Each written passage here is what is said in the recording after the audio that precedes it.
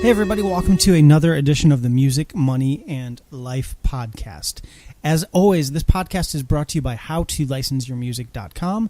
That's my website, and if you go there, you'll get a free ebook and video all about how to make money licensing your music in TV shows and films. On today's episode, I have John Heinrich with me. John is a pedal steel guitar player and saxophone player based out of Nashville. John is currently on the road with the legendary country artist Ronnie Milsap, and we had a great conversation. We talked for about a half hour or so about what it's like living in Nashville, touring with Ronnie Milsap, and all sorts of other great stories. But before we get to the interview, just a special request. I've been doing this podcast for a little over a year now. I think going on a year and a half. I've done about 20 episodes so far. I have a lot more guests lined up, and I look forward to doing this for a long time. But I need your help. If you like this podcast, if you appreciate the guests that I've been bringing on and the interviews that we've been doing, I would really appreciate it if you could go to iTunes. First of all, subscribe to this podcast if you haven't already. And secondly, leave me some positive feedback in iTunes and give me a good rating. It really helps me build credibility and will help me attract better and better guests in the future and just make this podcast better overall going forward. So with that out of the way, let's get to today's interview. Hello, everybody. Welcome to another edition of the Music, Money, and Life podcast.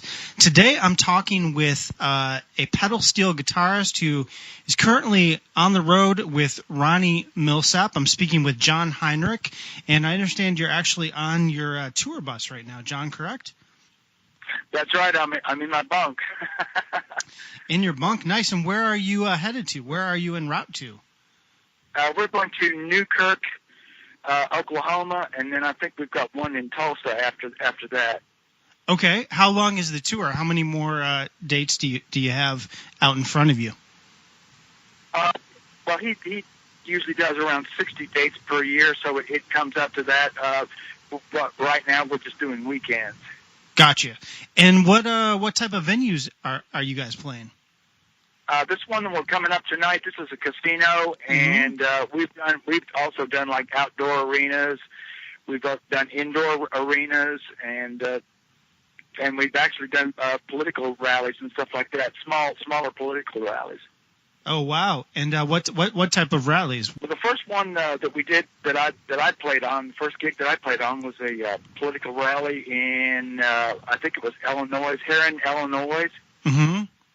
And it was a Republican thing.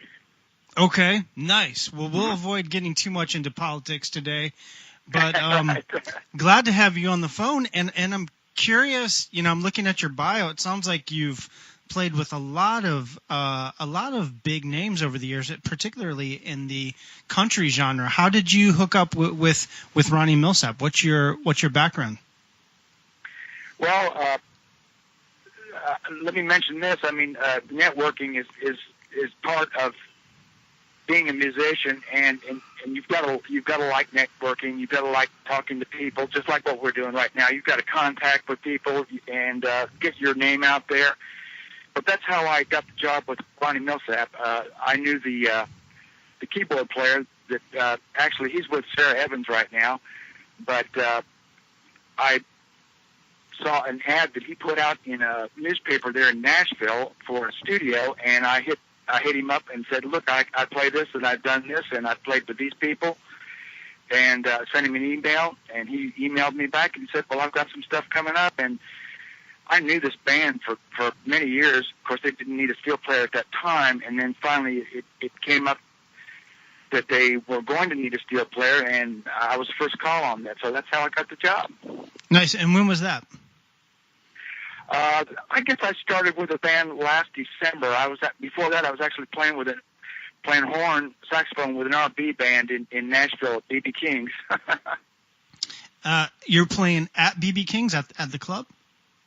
Yeah, there's a club in Nashville, BB King's. It's franchise. Mm-hmm. Sure. And how long you're based in Nashville, right? I've been here since '85. I was supposed to come here in '74 to Nashville and play steel guitar in Opryland, but Nashville back in those days to me, this personally to me, was just a different place. And that voice in my head said, don't go yet. And I waited till 85 to come down to Nashville. But I knew a lot of people. I knew Ricky Staggs. I knew Jim Barney, who did a lot of the Ernest Goes to Camp movies, stuff like that. I knew a lot of people that had come down from Lexington Exile, among other people. But yeah. Nice. And what did you, when you got to Nashville in 85, what kind of work were you getting at that point? What were you doing? Well, let me say this: when you come into a town like that, you need to firm your base up. And what I mean by that is you need to get a straight gig for a while till you can effectively network with people. Yeah. That's what I did. I got a day job, and then I'd go out on the weekends and with my cards and talk to people and just. I mean, you can't walk into a club looking for a gig because you're automatically a threat. So, I mean, what I would do, I would just go in and just talk to the guys, say, hey, I'm just having fun and looking around and checking things out. And I just made the contacts and finally I played down at the Stockyard for like 9 years. That Stockyard is a club there in town, which used to be the old stockyards where they would put the cattle on the railheads, and that's where they did the paperwork for all the cattle that was going to be shipped out to other places in the country. And I got a job down there doing playing steel guitar and saxophone and dobro. So that's how I got in. That's how I got, just by luck. But I mean, I made my luck happen too. Nice. And when you were playing at the Stockyard, what were you playing? Were you in? Was it like a house band, or were you in was it a group of rotating musicians? I know you played with some big names. I'm looking on your website. It looks like you've, and maybe you can kind of clarify, you've played with or shared the stage with Jerry Lee Lewis, the Beach Boys, Reba McEntire, the Everly Brothers, the list goes on. Can you kind of tell me about some of these experiences? What was that like? Yeah, what that was is we were the house band there, and when I was there in it was from '86 till '95, that was Stockyard was the place to go, and everybody and their brother that came into town would come in down there. We picked up a job with Peter Noonan from Herman's Hermits like that, and he came in and heard the band and hired us for his job there in Nashville. There was a big arena outdoor arena that we played at called Starwood, and we picked up that job. But a lot of the people like Jerry Lee Lewis, Beach Boys, those people would come in and they would sit in with the band. Sure. So I was exposed to a lot of different people. I mean, we played with Garth Brooks before he was anybody. Shania Twain came in and sat in with us. I mean, this was before that anybody was was anybody. In fact, we're sharing the stage tonight with Tracy Lawrence, and I'm going to mention Tracy Lawrence. I remember when he used to come into the Stockyard. This was shortly before he got his contract. Nice. I don't know if you'll remember me, but I mean, that's how it works. So you were around when, before a lot of these people who are now big names were really that well known, when they were just kind of getting started, it sounds like. Right. The people that are out on the road right now, that generation, that's, I was there when they were just forging their careers. Of course, I mean, there's another generation that's in right now, the Taylor Swift generation and the younger people like that. But, yeah, I was there when the Alan Jacksons and people like that, Reba McEntire's, Ronnie Milsap, and people like that were doing what they were doing, with their careers. So for the bulk of your career, it sounds like you were doing a lot of, playing gigs in Nashville. How much of your time has been spent on the road like it is now with Ronnie Milsap? Well, actually, not that much. I decided when I was working at the Stockyard, I had a lot of time to go out and network with the studios and network with different people. So I was able to play a lot of studio dates and work around town and work live jobs. And, of course, there's a lot of showcases going on all the time for the labels. So I was able to get into that, and I realized, well, that's never going to go away. I really wasn't looking for a road gig. Now, in 91, I went out with Hank Jr. That was just for 3 months, but they needed somebody. They went to go pick up the saxophone player for that particular tour, which was called the Lone Wolf Tour.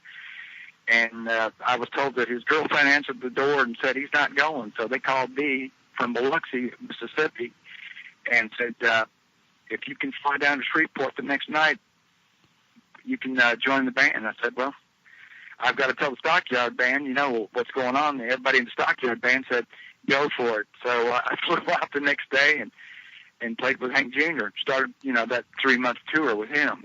Nice. And you were playing saxophone? Yeah, because I knew the steel player and I knew the drummer.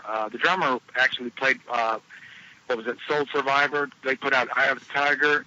He was playing with Hank at that time, and I knew the steel player. So they let me know that the saxophone player was thinking about possibly leaving. So I knew that was coming up at some time. Cool. And what was that experience like? What was that tour like? Yeah, it was fun. It was pretty much fun. I like to party, but I don't like to party that much. I mean, it's like I said, I worked with Hank Jr. and lived. I mean, they were trying to pull me out of my bunk coming back to Nashville to party, and I'm saying, no, I'm tired, man. I want to go to bed. But they were all nice people. I mean, I had a good time, and it was definitely looked good on my resume, and that helps to validate, Yeah, absolutely. So what happened after the initial 3 months? That it was just a one-off, just a one-time thing? Yeah, that was they picked. I actually had gotten into. I got back down to the Stockyard, and after that tour was over with, and I got my job back down there. I really didn't want to go back out on the road. And when they called, I had a good time and everything like that. I told them, but I really didn't want to go back out because I had a lot of studio session work going on and other stuff like that. I would go out maybe to Louisville, which is not that far away from Nashville or Memphis. It's about 200, 300 miles away or whatever. But I didn't want to go out any further than that. Sure. So you went back to Nashville and you went back to playing at the Stockyard and doing studio work. Tell me a little bit about the studio work. It sounds like you've done a lot of session work over the years. Any notable projects that you can tell us about? Oh, yeah. In fact, I mentioned that in my bio. I worked a lot with Wayne Jackson. Wayne Jackson is known as the Memphis Horns. He played on, what was that? What is that? Is that Sting? Or no, that's not Sting. Sledgehammer. He played on stuff like that. Oh, but Peter Gabriel. Yeah. He played on Otis Redding stuff. In fact, I don't want to get it off too much from our conversation here, but Wayne Jackson's best story, and I told him this was his best story, is that they had to stay in the studio in Stack Studio and do the horns on Dock of the Bay. Well, if they would have been with Otis Redding, they would have been on the plane that went down. So I told Wayne, I said, there's your story right there. That's your best story. But anyway, Wow. Just networking with people like that. Of course, I met Wayne Jackson down at the Stockyard. He used to come in and sit in with us, too. But anyway, leading up to the best thing that ever happened to me, Wayne booked me on a session there in Nashville.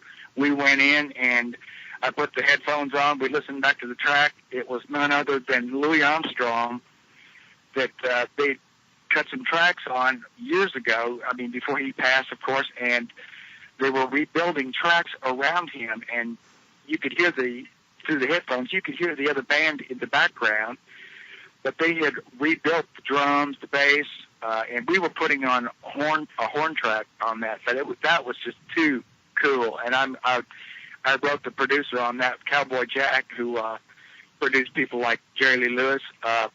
And I told him, I said, that was the pinnacle of my career right there. That's awesome. That was the biggest thing that ever happened to me. I'll have to say that. Well, I mean, that sounds awesome, but it also sounds like what you're doing right now, playing with Ronnie Milsap, is a pretty incredible opportunity as well. I don't know what his following is like currently, but at one point he was a huge name in the country music industry. What are the crowds like now? What kind of a following does he have in 2014? He's got what I would call a fanatical crowd. Now, these people, they just love him. They just love him when he comes out. I mean, it's wow. It's such a rush to play with Ronnie. Now, Ronnie, I'll tell you this, he's the poster child for humble. I've never met anybody as humble as him. He is one nice person, and he's great to the band, which makes it just makes for a nice working situation. And that's one of the reasons that I'm out here right now doing what I do is because Ronnie's just a great person. But the crowds, they just love him to death. I mean, it's unreal. I didn't even know that he had 40 hits, #1 hits. Yeah. So I came out on the road with these guys. Yeah, no, he's a legendary figure for sure. Definitely. So what is it like going out doing? So you're playing like casinos and different venues. What is a typical day like? You're on your bus right now. Then you get to your venue. I imagine there's a sound check. Can you kind of walk us through what that's like? Yeah. What we usually do, we usually pull into the town. It's usually, I'd say, anywhere from 9 o'clock to 12 o'clock, somewhere in that time period. They usually shoot to try to get into the venue to get their equipment in. We pull in. They've usually got hot catering there, food for the band. So we go in and just take it easy. They usually have a crew there that'll bring all the equipment in. And then I usually try to get out with my camera and just take pictures of the towns that we're in. Of course, this is a casino. I mean, I'll get a few pictures from the outside, and you can't take pictures on the inside, but I'll document it, and put it on my Facebook page, just let people know what's going on. But I like to get out and walk around and just see some of the towns, because we usually do sound check around 5 o'clock. So if we pull into a town at 10 o'clock, I mean, we've got a lot of time till 5 o'clock. I mean, I can even go around, walk around the town, take a nap, take a shower, and by that time, and go and set my equipment up and get ready for sound check around 5 o'clock usually. So that's a pretty normal day right now. Cool. And then what time do the shows usually start? Around 8? 7 o'clock. Tonight we're going to be a little bit later than that because Tracy Lawrence is going to be, he's coming on before us. So we'll go on probably around 8 or 9 o'clock. I'm not sure what the itinerary said, but I think it'll be around that time, something like that. And how many people will you play for? Do you have any idea how many people will be in attendance?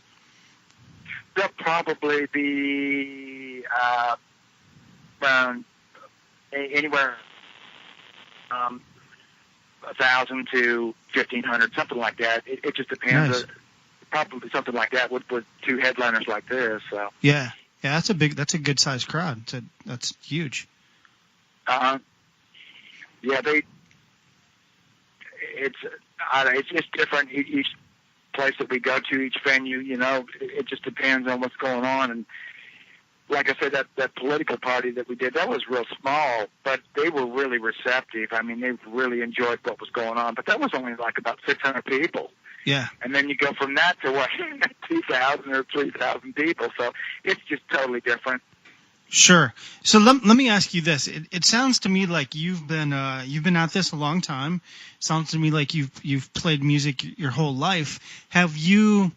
I know you mentioned like when you got to Nashville, you had a day job initially. How long have you been a full-time, like, just making money from music? I decided to go into music around 1970, either 70 or 71. I'd been playing bass in a band and did a little bit of college at that time, and I decided I'd do something else or I go into music seriously and do it and love it even when it's at its worst or when things are going bad, and if you could stand back when things are going bad, say, well, I still love what I do and it just makes me try even harder. That's when I decided to just go into music for a career at that point. Yeah. And I imagine you've seen a lot of changes over the years. What is how has the industry changed in Nashville, in the recording studio work, the live work that you do, how has it changed over the years? Has it become more challenging for you, or are you so established at this point that work is pretty steady? Yeah. There again, the key word to steady work is what the Einstein theory of relativity. Relativity is steady work plus love of your music equals networking. If you don't network, it's not going to happen. I know a lot of musicians that are, and I talk to them every day, and a lot of people are saying, well, I don't know why, I'm just as good as that guy, but they don't network. That's really important. So, I'm established in that respect. Some of the different things, of course, that have happened in the recording industry is when the digital age came in. I mean, that just took everybody by surprise. I mean, nobody really knew where it was going to go or how quick it was going to go or whatever. But I mean, it's settled in right now. I think a lot of the people are used to the formats and are working with that. Of course, a lot of people are still talking about recording, say, on Pro Tools, but then they'll master to tape.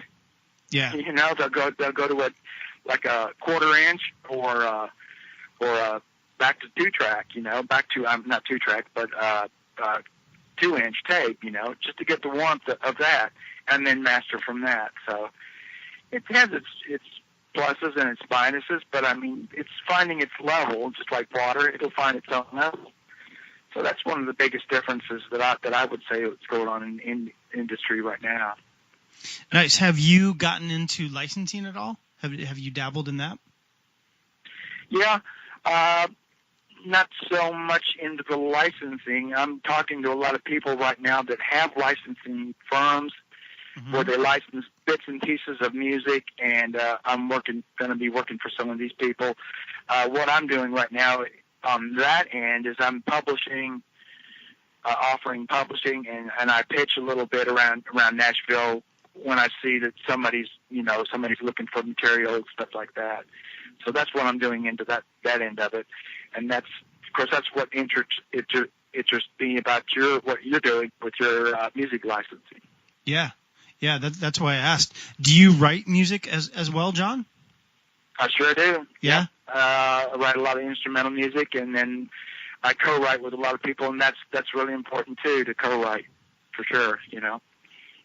Nice. And then the songs that you're writing, are you pitching these to, I mean, I know in Nashville seems like there's a huge songwriting community, more so than LA and New York, from my understanding, where there's a lot of songwriters and there's a lot of pitching to publishers to have your songs recorded with or by other artists. Do you get into that kind of aspect of things at all?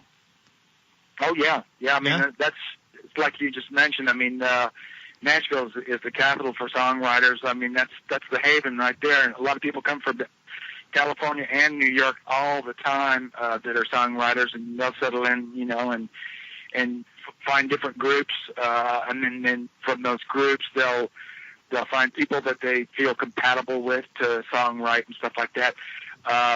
And I'm doing the same thing. I'm looking for people that I feel compatible with, and then I'll songwrite with them, and then we'll just go from there and see what we could do. There were some people out in California that I just recently co-wrote with. One was in Florida, and one was in California, and here I am in Nashville, and we're co-writing, And so, I mean, and I'll probably pitch that material next week. Nice. And then who will you pitch it to? Just different publishers in town? Yeah, there's a pitch list that comes out in Nashville. It's called Music Rofax. That'll let you know who's looking. They tell you what the majors are doing, the artists, what they're looking for. It'll tell you a little bit about who to pitch it to. And, of course, I mean, you can't just pitch crap, because if you pitch crap, they'll listen to it one time and you're out. So yeah, the door is closed.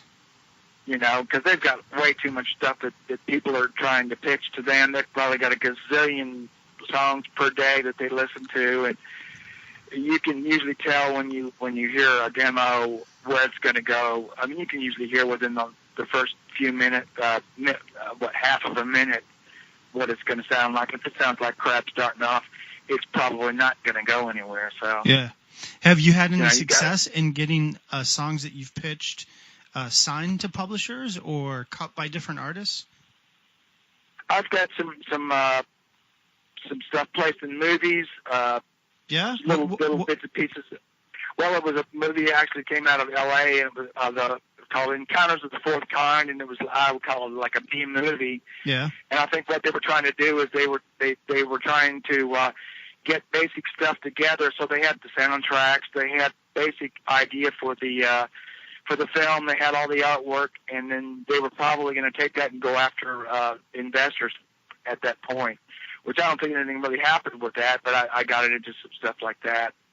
Cool. I've written some stuff with Razzie Bailey. That was who that was through. Razzie Bailey was really big in the '80s as a country artist, and I've written some stuff with him. And so I mean, it's just you got to pitch out as much as you can and just hope for the best. It's you got to play the dice. You know, you got to be out there networking, and there again, I mean, that word comes up, networking and rolling the dice.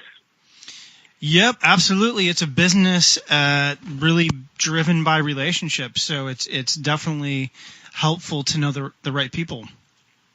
That's exactly it. I just recently played with, in fact, I used a guitar player on my last session for my own project, and he had written with his father, they had written the lead song for Ronnie Milsap's new project, summer of 17, and he's playing that on. Ronnie's playing that on his show. So I mean, it's all over Nashville. I mean, you can usually talk to somebody that's doing something, songwriting and pitching, and I mean that's what it's all about. And you can't.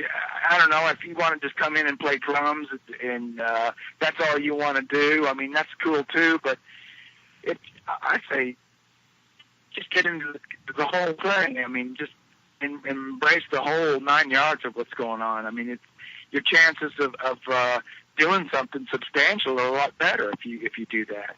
Yeah, I talk about this concept a lot that it really pays to diversify, especially in 2014 with the way the music industry is. There's a lot of uncertainty. So for my mind, if you are pursuing licensing and you're also on the road or you're doing live shows and you're songwriting, like you said, it's just you're just increasing your odds of something taking off.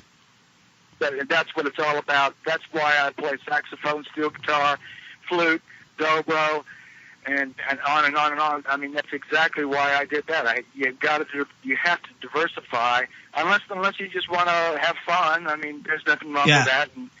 And then at the end of the day, you say, "Well, I had fun." Exactly. Not everybody has to be a professional musician, Right. I mean, if that's what your goal is, then and you want to accomplish that, that's cool too. Yeah. But I just love it. I love talking to people. I love networking. I love listening to new songs. I love pitching songs, and just I love the whole thing. Yeah. Well, I work with a lot of musicians, and something that I see as being pretty common is a lot of musicians will find. Again, it goes back to like multiple revenue streams and diversifying, where they'll find one thing, like maybe it's licensing, where they can make a good part-time income, but it's not quite enough to live on. But then they can supplement it by doing something else, like production or teaching or gigging, and they're still able at the end of the day to do what they love. And to me, like that's right. I think it's incredible. Like I'd rather do that than have one job, that I hated, that I made a full-time income from. You know what I mean? Exactly.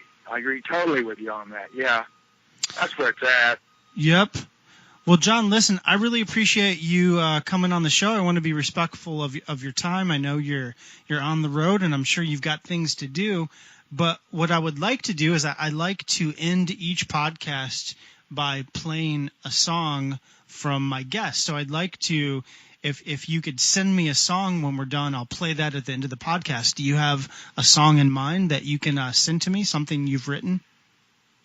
Well, I don't have anything that I could send you till we actually get to the venue and I get out to a Wi-Fi.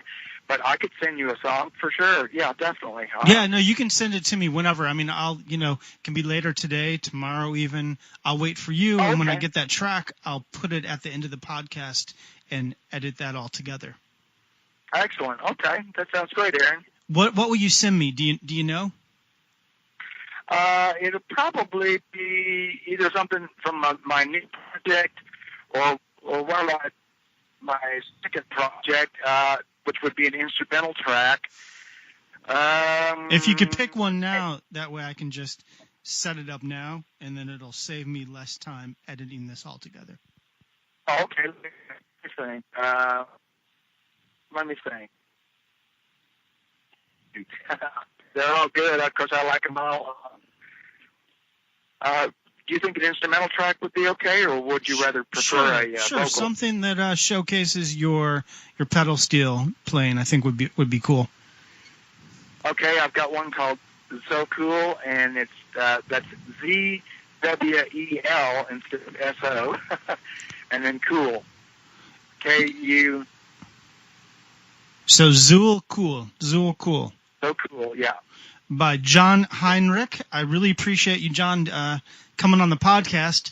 And if people want to learn more about you, John, they can go to your website, which is johnheinrich.net, and that's spelled John, and the last name Heinrich is HEINRICH. John Heinrich. John, thanks so much for doing this with me today. Well, thanks, Aaron. I appreciate it. Maybe I'll get out there and see you sometime. That'd be awesome. Maybe we can. Maybe I can sit in with you sometime. That'd be cool. Yeah, come on down to Nashville. I'd love to. John, have a great day. Thanks, Aaron. You too.